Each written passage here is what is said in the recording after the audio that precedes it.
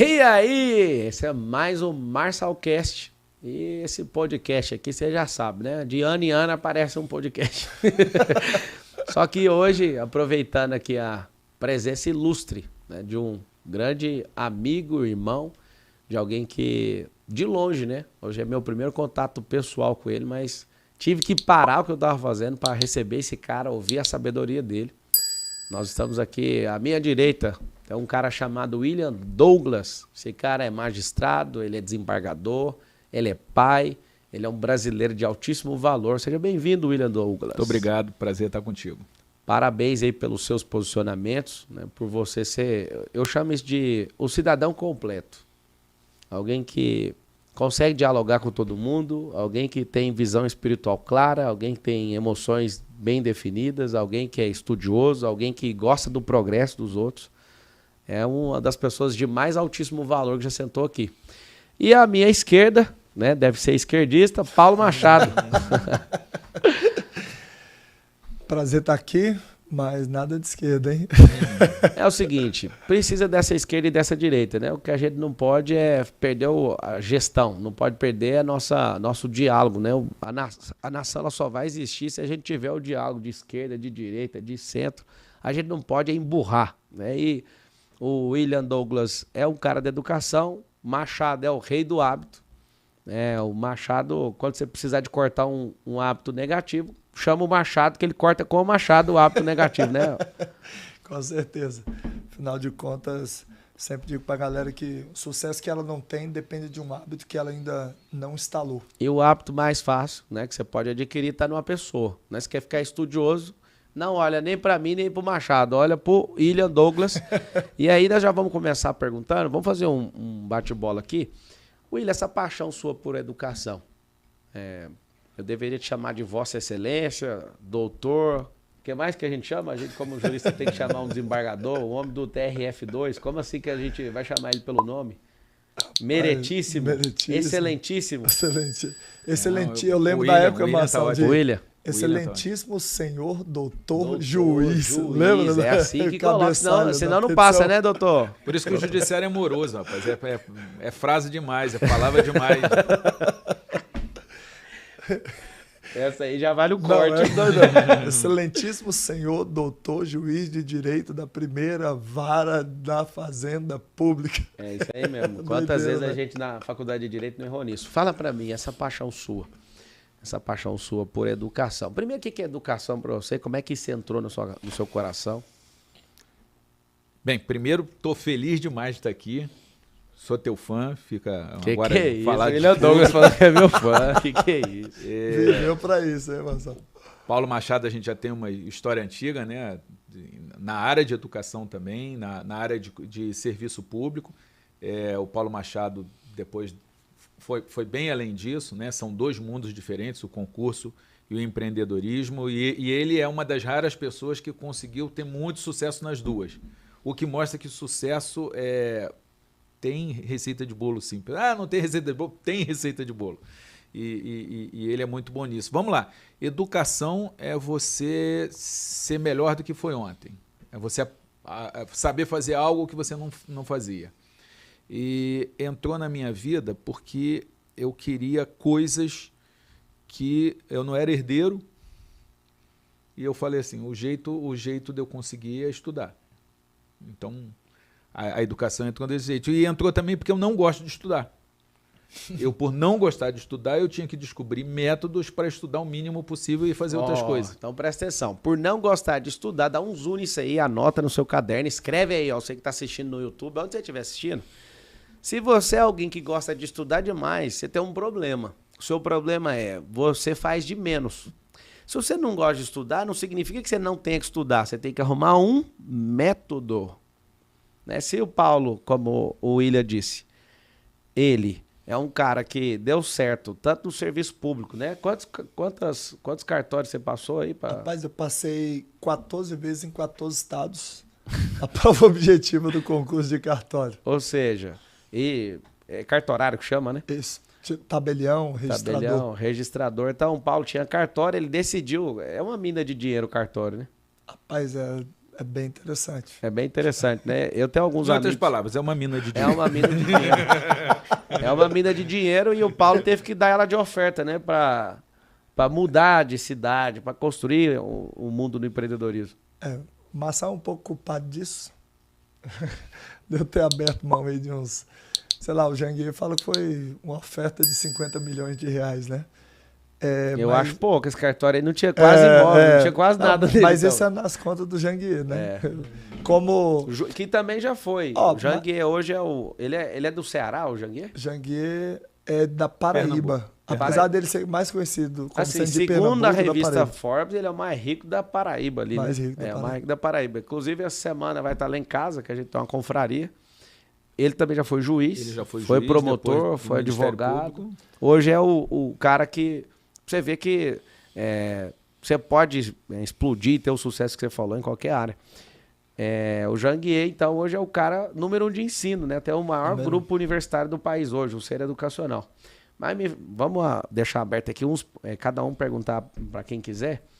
Termina só de responder a pergunta que eu fiz para ele, que é essa questão de como é que a educação entrou aí. Você falou que eu sou culpado, mas fala da sua culpa, tira a minha culpa daí. Você foi culpado de eu renunciar os cartórios. É o seguinte,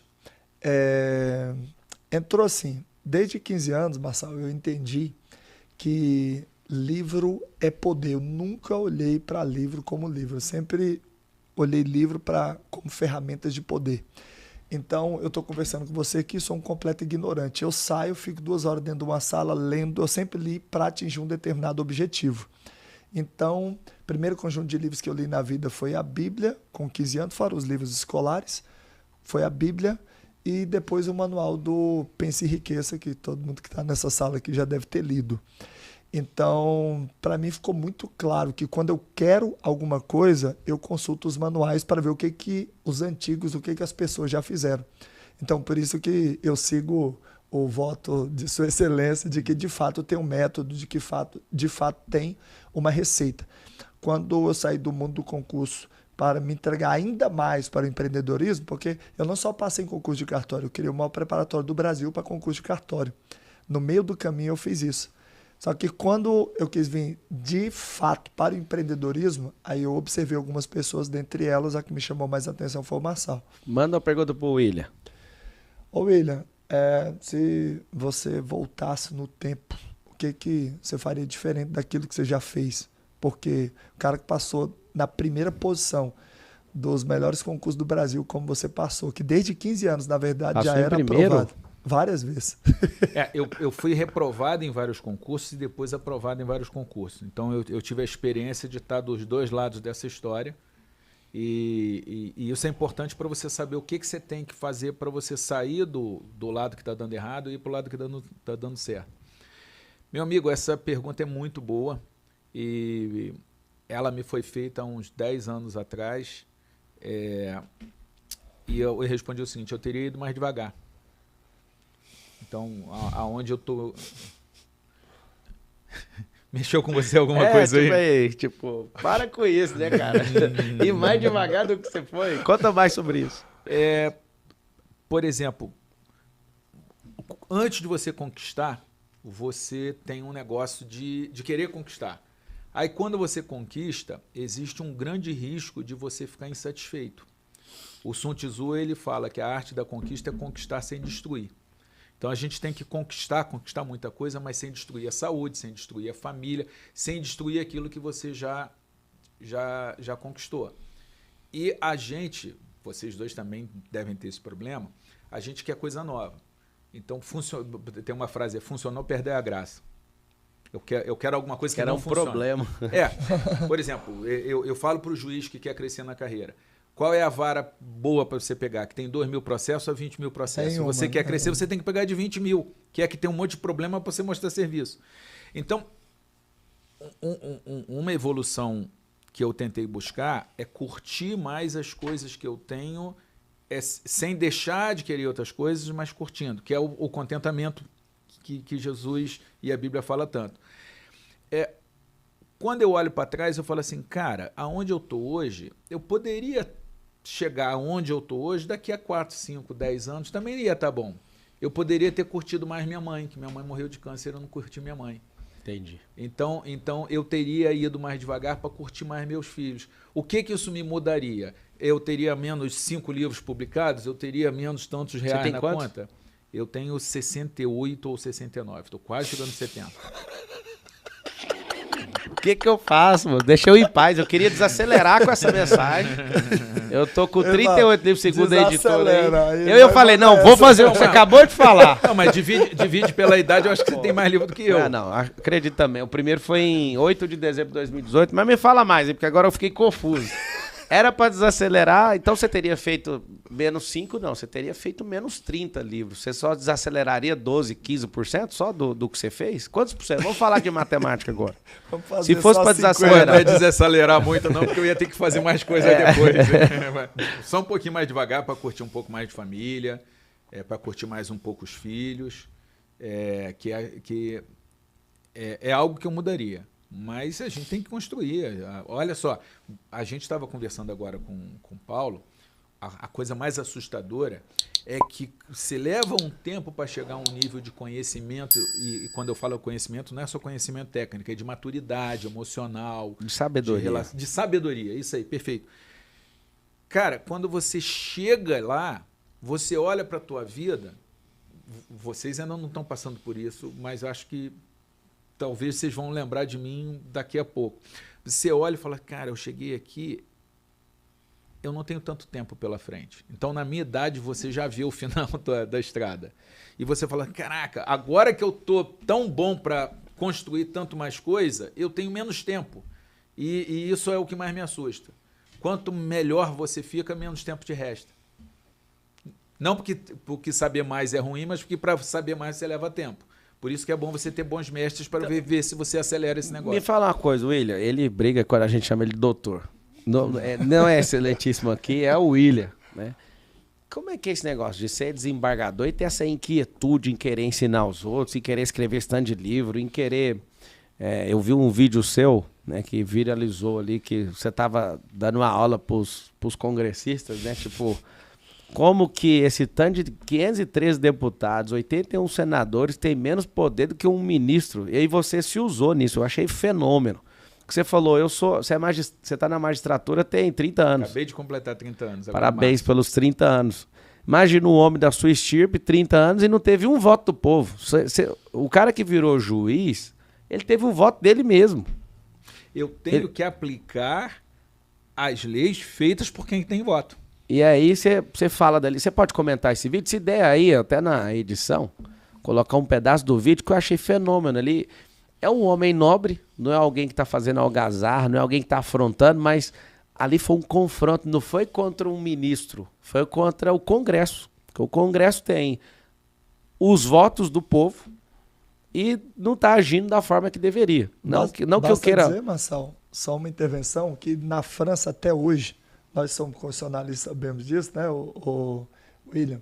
Eles não aceitam os magistrados declararem uma lei inconstitucional. Eles têm um congresso, uma espécie de congresso que analisa a lei antes dela ser produzida. Eles fazem a verificação de compatibilidade das normas com a Constituição. Agora, uma vez que a lei já entrou em vigor, não existe a possibilidade do judiciário declarar a lei inconstitucional. O judiciário tinha que aplicar a lei, não declarar a inconstitucionalidade de lei. Né? Eles chamam isso de governo do juiz e não aceitam. Agora, a coisa pode ser pior. Uma coisa é o judiciário brasileiro pegar esta lei é inconstitucional e eu tiro ela do sistema. Ok. O problema é o ativismo. É quando ele tira e ele cria uma lei sem ter a legitimidade do voto, povo, né? E sem ter a diversidade que o Congresso tem. Porque o Congresso, você vai olhar, tem branco, tem preto, tem índio, tem gay, tem hétero, tem... É muito mais parecido com o povo do que o Supremo.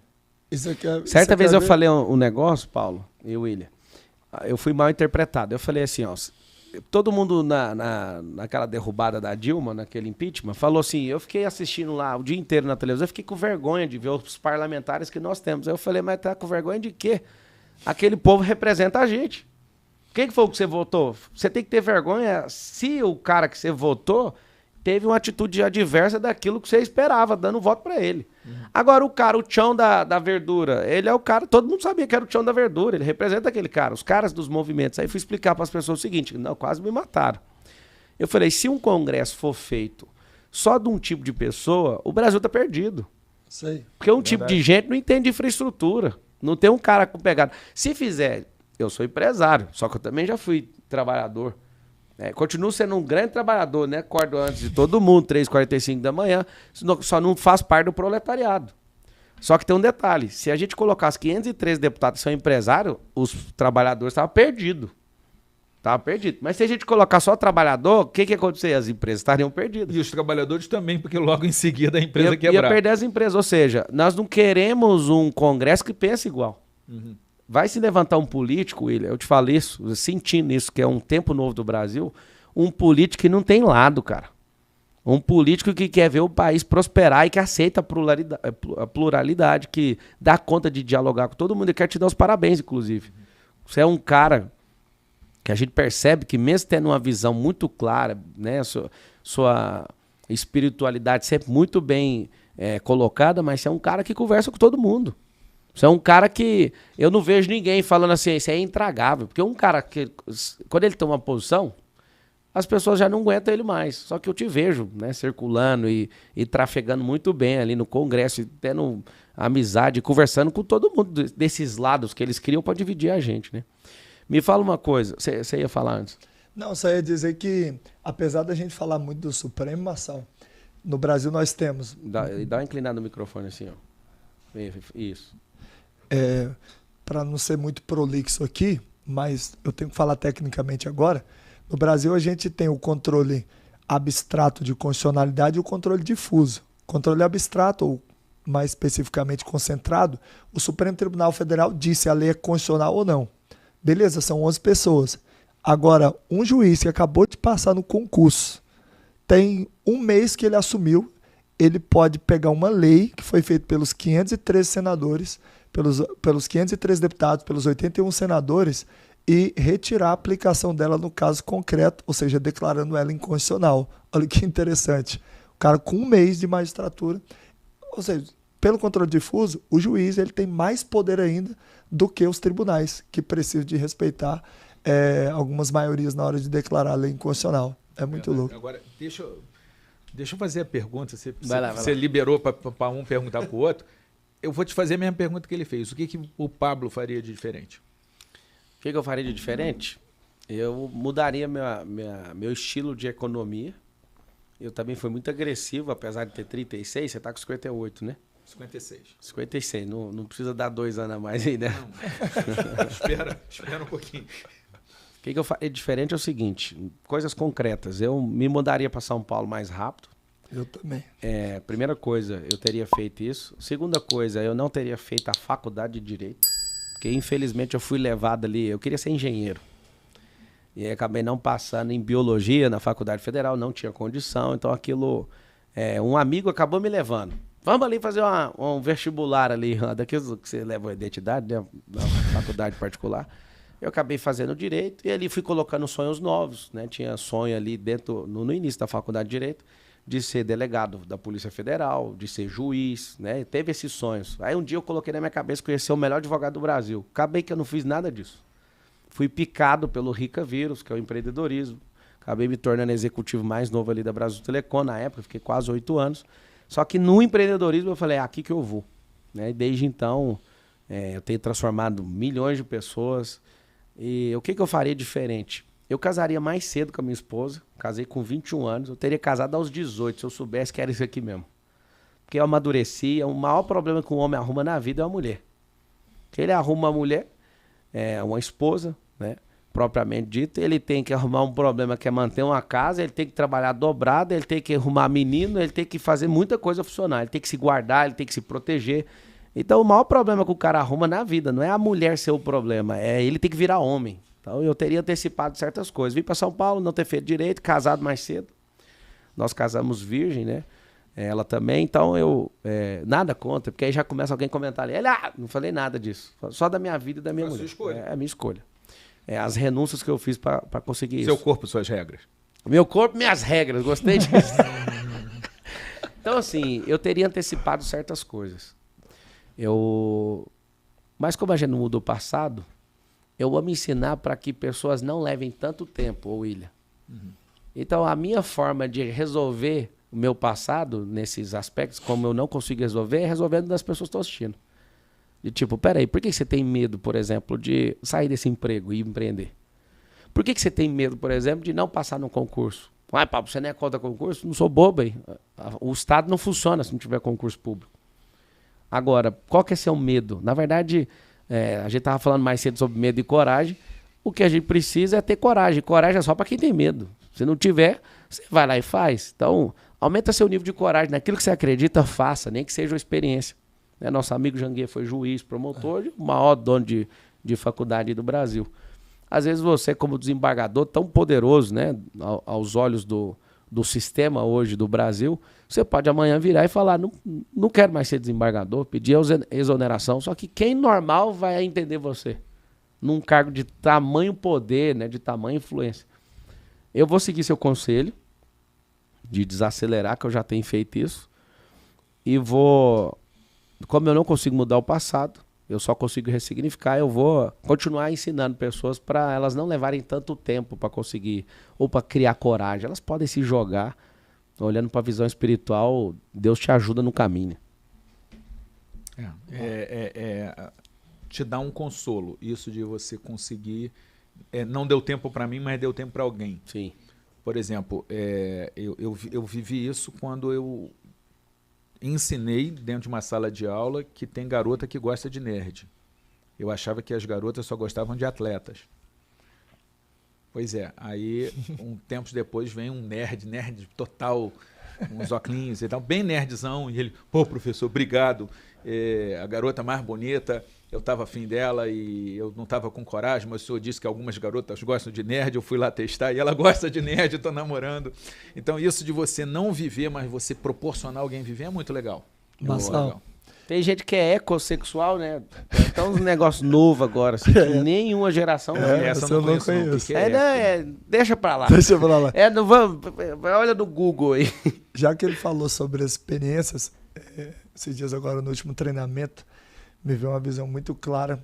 Fiz pro pessoal o seguinte: álbum da minha vida. Eu me vi numa visualização com 100 anos de idade. Sabe aqueles álbuns de fotografia, aqueles antigos que a mãe trazia para ver? Eu imaginei com 100 anos de idade e eu pensei o seguinte, falei, cara, quais são as experiências que eu gostaria de ter vivido se eu tivesse com 100 anos? E aí eu mandei fazer para mim agora, aí vai vir igual álbum de figurinha, vai vir em branco e embaixo eu vou escrever as experiências. Sei lá, um dia inteiro com a minha filha no Magic Kingdom, passando por todos os brinquedos. Um dia esquiando lá nos Alpes Suíços. E eu vou escrever todas elas e depois eu vou tirar a foto e eu vou completar igual a gente completa álbum de figurinha. Eu acredito que isso vai me trazer presença para aquelas experiências inesquecíveis que eu quero ter para a minha vida. Boa. Isso aí na gestão chama presenteísmo. Só para você entender, o funcionário que comparece, ele não é presenteísta. Ele é presente, mas ele não é altamente produtivo. Então a gente pode conviver com os nossos filhos e não dar resultado. Não ter aderência ao processo, né? Então o cara, eu tenho 10 colaboradores, né, no exemplo. Os 10 comparecem, mas eles não produzem, eles não são presenteístas. Eu achei fenômeno. Isso aí é um negócio a se copiar hoje mesmo. Eu corri esse risco, mas como nós somos sócios agora, tá tudo certo. Então, pode passar. Sabe o que é? E aí, Marçal, eu quero que a gente, inclusive, faça um ritual com a família final do ano, porque assim a gente faz o álbum do ano. Né? Você tem, por exemplo, o Jogo da Vida lá. Então, no final do ano, todo mundo, cara, você completou o álbum da sua vida esse ano, acredito que vai ser bem forte, para ter muito presença. Porque ele falou de uma coisa, Marçal, que ele não fazia, mas que você faz e que você briga para todo mundo. E antes de andar com o Marçal, sinceramente, eu não acreditava piamente nessa história dele do desfrute. Eu falei, não, o Marçal acorda muito cedo e tal, mas o que eu percebi? O Marçal acorda cedo e ele resolve a vida dele até 9 horas. Aí depois, cara, é estado de criatividade absoluto. Então, o Marçal, ele tem presença para isso. E lá no meu mapinha do hábito, que eu coloquei? Porque eu era um cara extremamente trabalhador, então por isso que essa mensagem dele de desfrute me incomodava. Aí eu coloquei lá, diversão. Mensagem não é minha, não. A mensagem é de Gênesis. Deus criou tudo e falou, agora vamos desfrutar. Não foi eu que criei. Se fosse eu, seria até frágil essa teoria, né? Mas é a prática. O descanso, todo mundo acha que Deus cansou de ser mestre de obra. No latim não, no grego, né? Na raiz da palavra, no grego não, no hebraico. É desfrute, descanso é igual a desfrute. Não foi eu que criei. Após a sua finalização, Paulo, eu quero propor a gente falar do futuro. Futuro do Brasil, futuro dessa geração. Acho que tem mentes brilhantes aqui nesse podcast para a gente tratar isso com velocidade, o futuro. Finalizando, a gente já passa para essa pauta. Não, finalizando é que no mapa do hábito eu coloco lá para mim diversão. Aí eu coloco assim, 15 minutos. Então todo dia eu vou lá e metrifico se eu me divertir. Lógico que os 15 minutos é só uma isca para eu poder ir para ter mais tempo. Relacionamento com pais, esposa, a maioria das coisas que a gente diz que a gente não consegue fazer não tem a ver com indisciplina. Na verdade, disciplina, Marçal, é uma coisa que eu uso como... se a pessoa está precisando de disciplina o tempo todo, é que ela não entende de instalação de hábito. Hábito tem a ver com pessoas e com ambientes. Então, a disciplina eu uso em último lugar. Porque se eu estou nos ambientes que eu preciso estar, eu não preciso usar a disciplina. Eu deixo para gastar ela nos lugares que são inóspitos, nos lugares que não são propícios para a instalação dos hábitos que eu quero. Então, por isso que hoje eu consigo mandar mensagem para minha mãe, para o meu pai, porque eu também metrifico. Vou te mostrar uma aqui que já tem... A minha esposa tá me ligando aqui, ó. Eu vou correr um risco aqui, peraí. Oi, lindinha. Eu tô no podcast aqui com o ilustríssimo... Senhor doutor Juiz. Senhor doutor. Minha filha. Papai tá indo. Eu tô gravando um podcast aqui e aí a gente já vai almoçar. Segura um pouquinho aí. Ó. Viu? É que ela tá te mostrando que ela pintou o braço chique com a canetinha rosa. Me manda a foto, minha filha amada. Tá? Já tô indo. Beijo. Desculpa o atraso aí. A gente almoça todo dia. Todos os dias, é um ato religioso. E sabe quanto tempo tem? 9 anos. Esse hábito tem uns 400 dias e foi vendo o Marçal fazendo. Vocês só tem um problema com o Machado. Machado é chato com metrificação. Eu metrifico até sexo com a esposa. Aí pra você ver, dizendo ele que tá ganhando, nós temos que perguntar a esposa. Vamos falar sobre o futuro? Bora. Deixa eu só falar. Pode falar. Eu li uma vez que a punição de quem não gosta de política é ser governado por quem gosta de política. Uau. E essa não é minha, essa é antiga. Sob serviço público, a punição de quem não valoriza o serviço público é receber serviço público ruim. Boa. Então, o que a gente tem que pensar cara, eu tenho que cuidar da formação, da escolha, o concurso, da formação e da motivação dos fiscais, dos policiais, dos juízes, porque esses caras são os caras que mais podem infernizar a minha vida. Quem mais atrapalha a vida do empresário é o Estado brasileiro.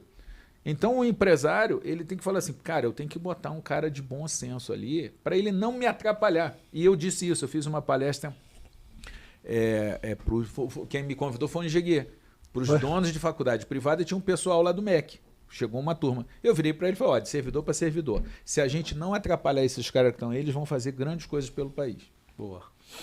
É só a gente não atrapalhar.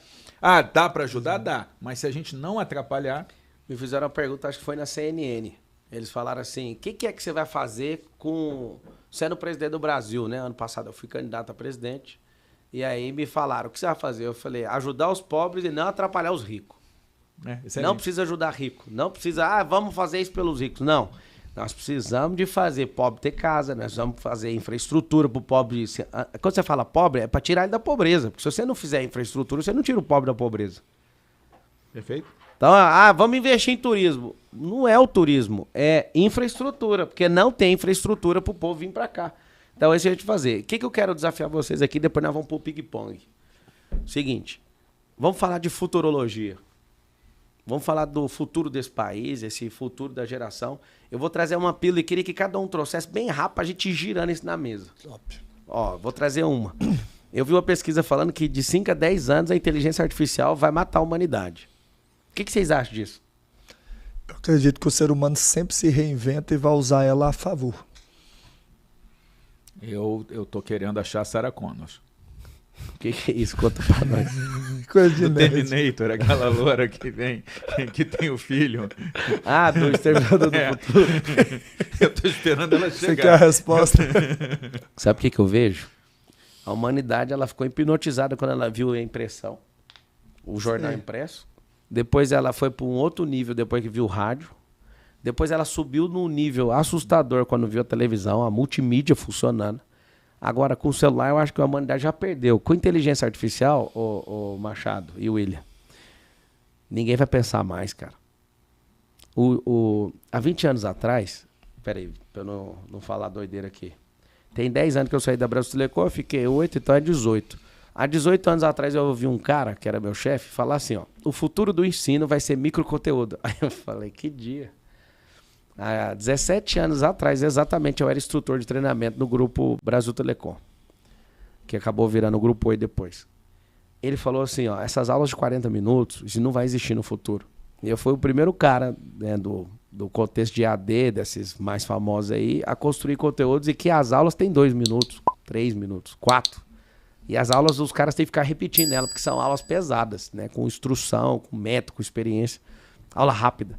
E aí, teve um dia que eu fiquei chocado porque ele contou o futuro para mim, eu não acreditei. O futuro do ensino é microconteúdo.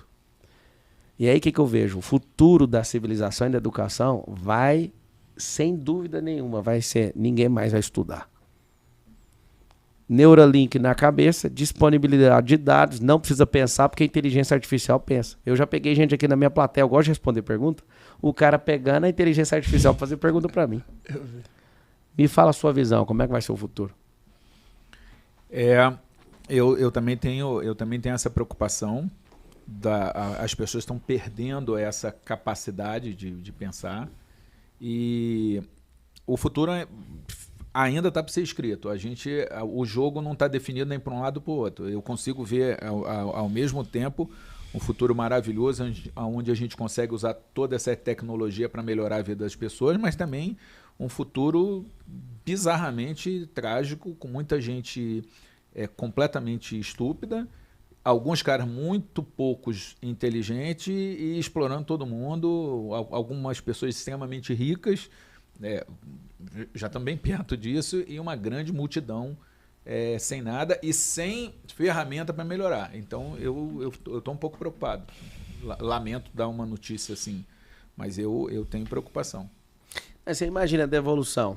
A evolução de rádio, de impressão para rádio, para TV, para celular, para inteligência artificial e para chip na cabeça. O Elon Musk acabou de pegar essa autorização, né, para implantar chip oficialmente na cabeça de alguém. Qual que é a sua preocupação em relação ao futuro? É certeza que a gente vai ter um exército de zumbis. Vai ter na verdade, a gente já vive num exército de zumbis. Nós 3 aqui somos pensadores. E eu já percebi uma coisa. Pessoas lá em 1500, esses dias eu tive em Milão, e aí, cara, ver o que Leonardo da Vinci dominar 16 áreas, e hoje em dia o pessoal falar de ser especialista. Uma vez a gente tava brincando sobre ser especialista, aí eu lembro que uma professora falou assim, ó, cuidado, a especialização vai te levar à burrice. E é o que eu vejo as pessoas fazendo hoje. Uma professora lá de Brasília. E aí ela falou assim, porque às vezes o cara é muito bom ali no direito constitucional, só que não sabe nada de português. E a vida é uma junção de coisas. Então o Leonardo da Vinci já dominava lá, já falou de helicóptero, cara, 500 anos atrás. Então a inteligência artificial, veja, o próprio nome está dizendo, ela vai se tornar artificial, mas aquela inteligência natural, ela vai desaparecer porque as pessoas não pensam. O nome do livro que mais inspirou finanças no século XX, Pense e Enriqueça. As pessoas estão deixando de pensar.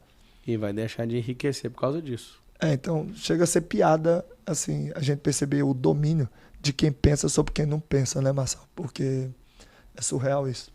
Traz um tema aí. O William Douglas, que não gosta de ser chamado de doutor, mas é desembargador do TRF2, dos homens de altíssimo valor e de influência nesse país. Se a gente vai conseguir levar o brasileiro a respeitar o artigo 5º, que fala de ampla defesa, de contraditório, de liberdade de opinião, Todos de são liberdade iguais religiosa. perante a lei. Constituição Zona. A gente hoje tem que dar aula de direito constitucional básico. Leia o artigo 5º e cumpra. Eu acho que é o desafio. As pessoas não estão fazendo mais isso nas redes. Ninguém conversa mais. Consegue, num ping-pong assim, responder em uma palavra o que é o sentimento que você tem quando eu falar o nome da pessoa? Bora. Consegue? Vamos lá, Bolsonaro. Em uma palavra. Pode pensar demais não. Vai, pensou demais e vai para as porras. Vacilão. Desperdício. Desperdício. Uau. Vacilão. Vacilão. Lula. Desperdício. Não, aí não. A mesma palavra eu não vou admitir, não. Um é desperdício positivo, outro é desperdício negativo. Não, vai lá. Lula.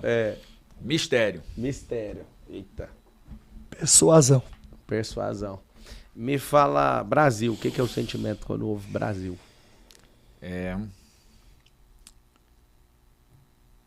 Não consigo. Não consigo. Brasil, Caramba, cara. excelentíssimo desembargador, como assim?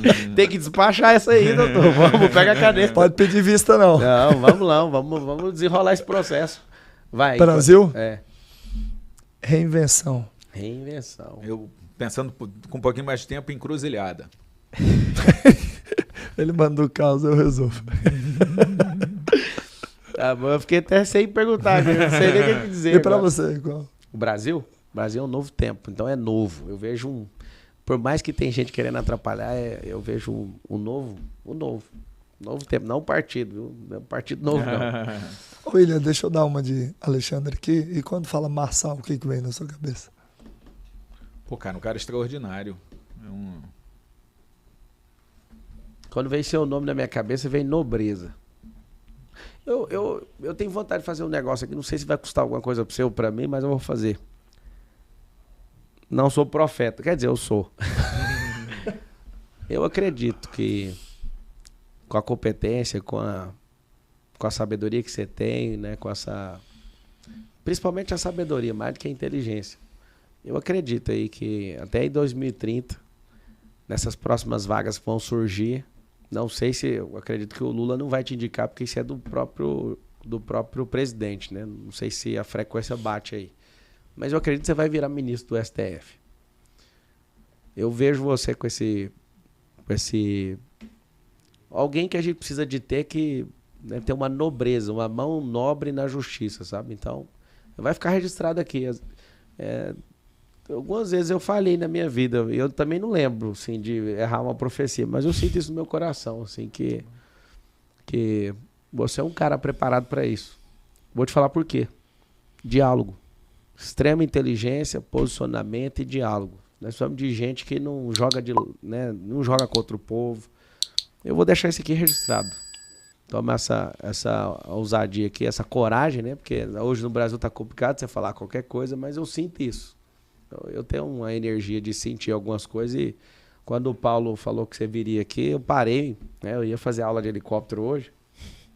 E aí eu falei, não, peraí, vamos dar atenção para esse homem, que é um dos homens mais nobres do país. Eu quero deixar isso aí registrado. Obrigado.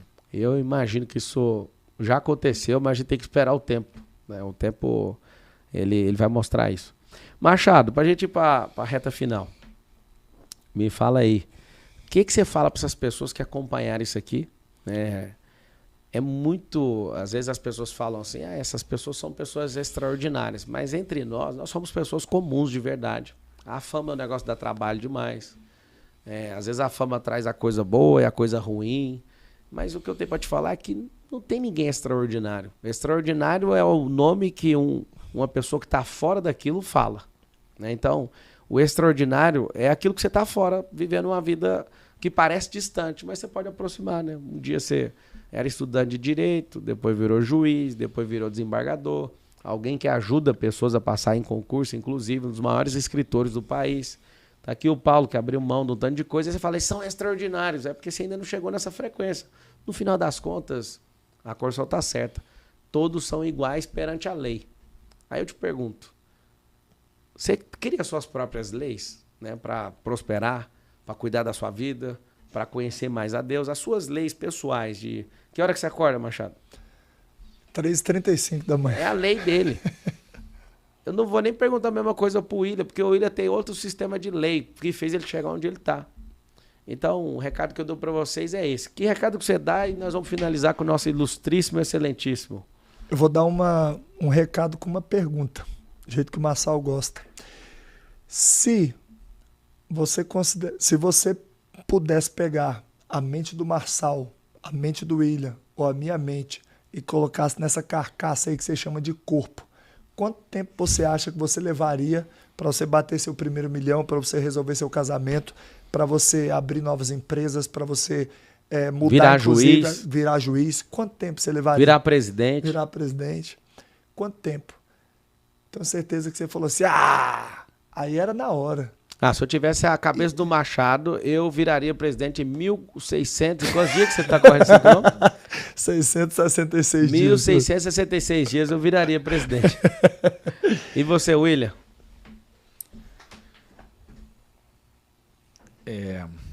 Repete a pergunta. A pergunta é, as pessoas estão assistindo, o que você passa de recado para eles? O que você com a sua sabedoria, eu já peguei uma sua forte, desacelerar. Eu tenho um desfrute altíssimo, eu não cumpro o cargo horário, não gosto de ficar sentado em mesa, não tem gaveta na empresa aqui inteira, você olha, você não vai achar gaveta. Nós somos um povo muito desenrolado. Mas para as pessoas que assistiram a gente até agora, assim, qual o recado que você passa para elas lá do seu coração? O que elas precisam de ouvir do coração? Olha naquela câmera lá, do William Douglas. Bem, vamos lá. Você está ouvindo a gente conversar e está vendo 3 histórias diferentes de sucesso. E talvez você fale assim, isso não é para mim. E eu falei do extraordinário. Na verdade, foi bom que você falou que o que a gente realmente tem de extraordinário não é a gente.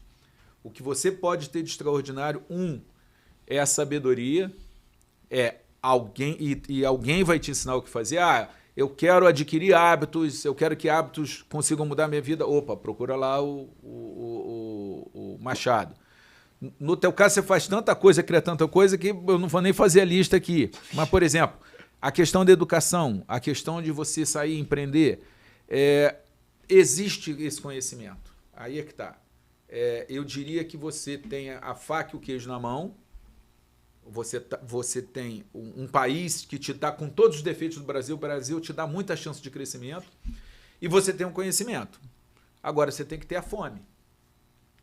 Então, o meu medo é quando você que está aí, você tem a vontade e acha que não é para você. Ou tem a vontade e não está disposto a fazer, a pagar o preço. Porque todo mundo paga preço. Para ele estar lá os 1.600 tantos o dia, tem um preço. Você está onde você está, tem um preço. Às vezes o preço é de risco. Que você saiu de um lugar onde você estava confortável. Ele saiu de um lugar, o Janguier saiu de um lugar onde estava confortável.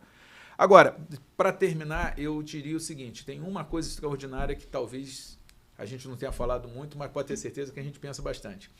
Existe um Deus que te ama, que tem um plano para a sua vida e que gosta de intimidade e relacionamento. Então, se você parar para conversar mais tempo com qualquer um de nós três sabemos que teve um Deus que fez diferença na nossa vida, e esse Amém. Deus, ele ama todo mundo. A lei, todos são iguais perante a lei, tem uma frase: Deus te ama todo mundo. Deus te ama e tem um plano para a sua vida. E se você quiser falar disso, pode procurar qualquer um dos 3 que a gente vai falar mais. Então, acho que você devia buscar o extraordinário que tem em você, o extraordinário que tem na sabedoria com ação e o extraordinário que tem no sobrenatural de Deus. William Douglas, Paulo Machado, meu recado para você é: vá cuidar da sua vida. Ela é muito importante. Sabe o que eu amo na internet? É que se não fosse a internet, não fosse esses movimentos aqui, talvez você nunca ouviria um desembargador te ensinar alguma coisa. Porque em todos os tempos, os desembargadores ficavam na deles. Se não fosse a internet, você nunca ia ouvir um bilionário falar, talvez. Nunca. E hoje você está vendo todos eles se posicionando, ensinando. Eu amo esse negócio. Esse negócio aqui pode matar você, vendo pornografia, fazendo um tanto de coisa, mas também pode te abençoar muito se você souber usar. Então, fica meu beijo aí no coração da sua família, que você prospere. Ah, Pablo, eu gostei demais desse podcast. Indica ele, comenta aí, coloca aí quem que você quer que eu traga aqui. Se vocês não colocarem pressão, aí já sabe, eu não vou ficar chamando ninguém mesmo. Eu gosto de mostrar gente de alto valor, não tô uma preguiça. Se você quiser anotar uma preguiça pessoal que eu tenho, é chamar só a pessoa porque ela é famosa. Isso pra mim tanto fez, tanto faz.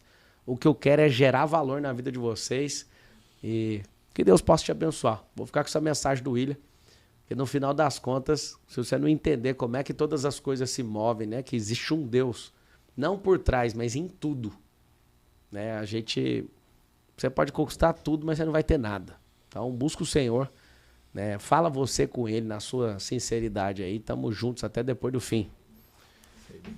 Meu irmão William, meu irmão Paulo Machado, tamo juntos. Valeu. Um abraço.